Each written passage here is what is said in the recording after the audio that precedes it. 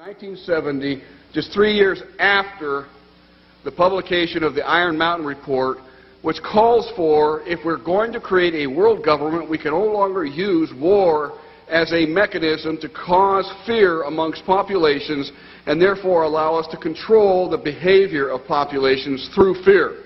And they settled on, in 1967, in their publication called the Iron Mountain Report, the environmental holocaust. In 1970, 3 years after that publication, Foreign Relations began to publish a series of articles describing the ecological holocaust that was facing the world. And in this particular issue, the first issue done by George Kennan to prevent a world disaster, where it sums up in 3 points that the eco-crisis is a global threat so great that it endangers all of life on Earth. Aurelia Pecci, who actually created the Club of Rome, and it's the inner circle of the global elitists, in 1991 stated that while searching for a new enemy to unite us, we came up with the idea that pollution, the threat of global warming, and the like would fit the bill. All of these dangers are caused by human intervention. The real enemy then is humanity itself. Let's take a look at Al Gore's award-winning and Nobel Peace Prize movie, An Inconvenient Truth.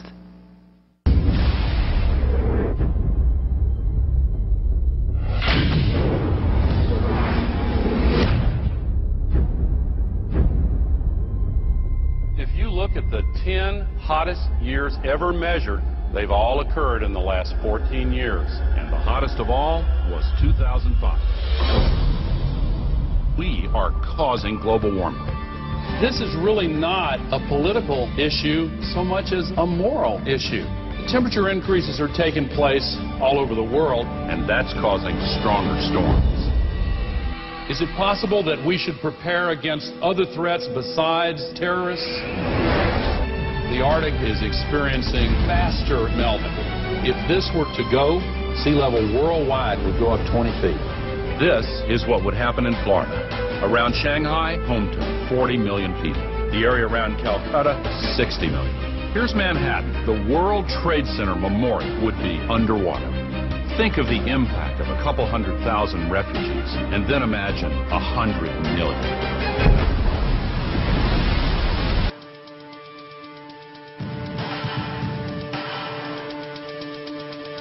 Those who deny global warming are just flat out wrong. Ellen Goodman from the Boston Globe wrote, "Let's just say that global warming deniers are now on par with Holocaust deniers."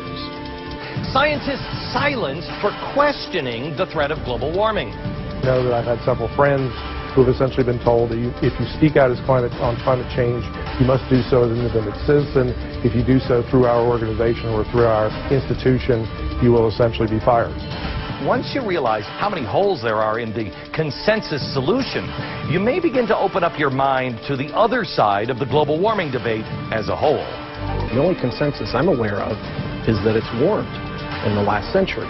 They completely ignore the fact that there's this thing called the Oregon Petition that was signed by 19,000 professionals and scientists who don't agree with the idea that we are causing climate change. I can't tell you how many calls I've received from parents saying their kids are now being shown an inconvenient truth completely unchallenged, not just in science class, but in art and math classes. I have to speak out and say that the science we have is still incomplete, and the science we're being told by the IPCC is really incorrect science. Global warming paradoxically causes not only more flooding, but also more drought. Big hurricanes, tornadoes, fearsome diseases, polio, tuberculosis, West Nile virus, avian flu, SARS, polar bears that have actually drowned, mosquitoes, caterpillars, communism, it's slavery, global warming, global warming, global warming. Terror, terrorist, terror, terrorist. Terror. Who terrorists, killers, September 11th. Terrorists of Al-Qaeda, terrorists, Taliban, nuclear weapons, terrorists. 9/11 terror. September 11th, terrorists. A walking, talking weapon of mass destruction. Barbaric terrorists, terrorists for terrorism. September 11th. September 11th. The terrorists. War and danger. Terror, terrorists, evil. September 11th. Terrorists, the evil terrorists. Terrorists. Terrorism, terrorists, hate. Terrorism, terrorists. September 11th. Terror, terrorists. Global warming, global warming, global warming.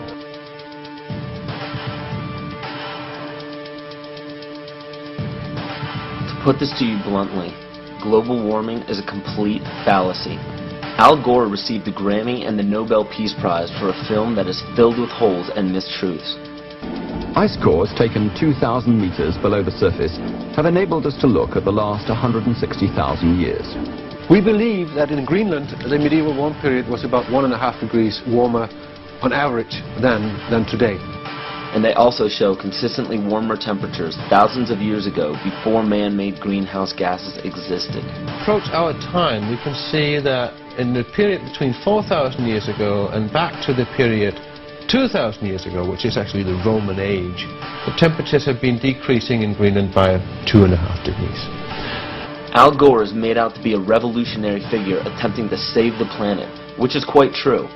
He just doesn't mention the fact that saving the Earth doesn't involve you. According to his agenda, it will result in massive land repossession and extreme limitations on food and water and fossil fuels for the public. And please note that Al Gore is a sustainable developer. The global warming lie is very popular today because it receives major media coverage and has an attractively titled goal of saving the planet. But how does this tie in with Agenda 21?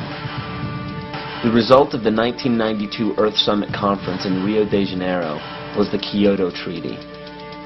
The Kyoto Treaty states that every country must drastically reduce the use of fossil fuels by mandate of the United Nations.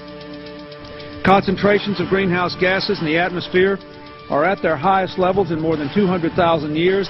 If the trend does not change, scientists expect the seas to rise 2 feet or more over the next century. Island chains such as the Maldives will disappear from the map unless we reverse the predictions. Thank you very much.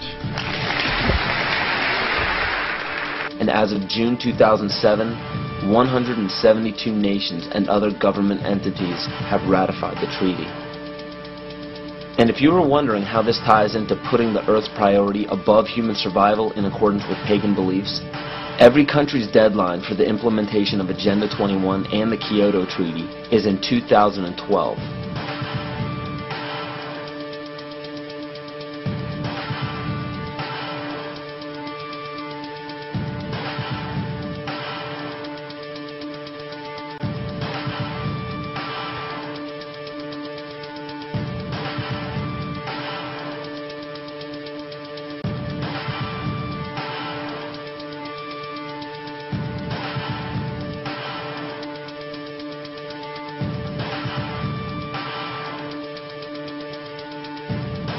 And if this wasn't enough, when the Pentagon was damaged in 9/11, they set a goal to have a completely new and improved Pentagon in December of 2012. So Codex Alimentarius goes into effect at the end of 2009, which gives it 3 years for the Codex regulations on food to create billions of preventable diseases and deaths. When citizens of every nation are dying of starvation and diseases and fear for their lives because of global warming and major catastrophes, they will do what the public has been proven to do in times of great peril. They will beg for their government to step in and do something. How are they going to get you to join the new economy? They're going to say, we have a solution. You see, one of the tricks of the Illuminati is they create a problem and then they provide the solution when you beg them to. And pray tell, what will the United Nations suggest when there's a global problem? They will demand a global government, a new world order, exactly as the Maya, Hopi, Kali Yuga, and many other pagan civilizations prophesied. By 2012, the Kyoto Treaty, Agenda 21, Codex Alimentarius, and the new Pentagon will be fully operational to enforce a new world order. And the new world religion is obvious. We will all worship the earth, Gaia, the mother goddess we saved from extinction from global warming. We will be told that to keep from repeating the mistakes that we made in the past, we must hold the earth in higher regard than humans, just as pagan traditions require. This is too obvious to ignore. It is right in front of our faces, and yet we still refuse to see it.